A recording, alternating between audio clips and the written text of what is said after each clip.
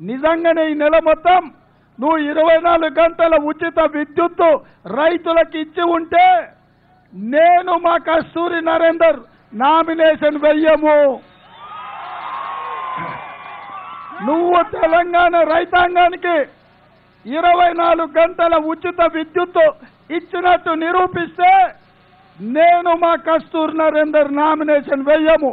ఒకవేళ రైతులకు 8 నుంచి 10 గంటల కంటే ఎక్కువ కరెంటు ఇవ్వలేదని సబ్ స్టేషన్లో నిరూపిస్తే శంషాబాద్ బస్ స్టాండ్ ముందల అంబేద్కర్ సాక్షిగా నీ ముక్కు నేలకు రాసి క్షమాపణ చెప్పాలి.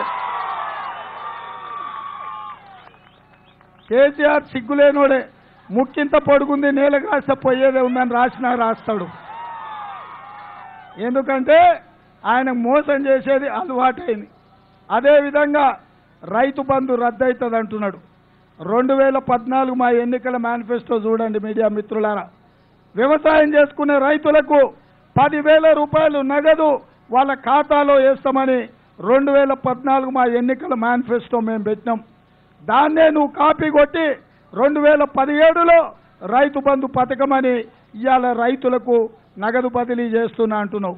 అందుకే ఇవాళ 10,000 సరిపోతలేదు, కౌలు రైతులకు అసలు ఇస్తలేవు, ఉపాధి హామీ కూలీలకు రూపాయి కూడా ఇస్తలేవు. కాబట్టి రైతు భరోసా పథకం కింద ప్రతి ఎకరాకు ప్రతి సంవత్సరం ప్రతి రైతుకు 15,000 రూపాయలు ఇవ్వాలని కాంగ్రెస్ పార్టీ నిర్ణయం తీసుకుంది.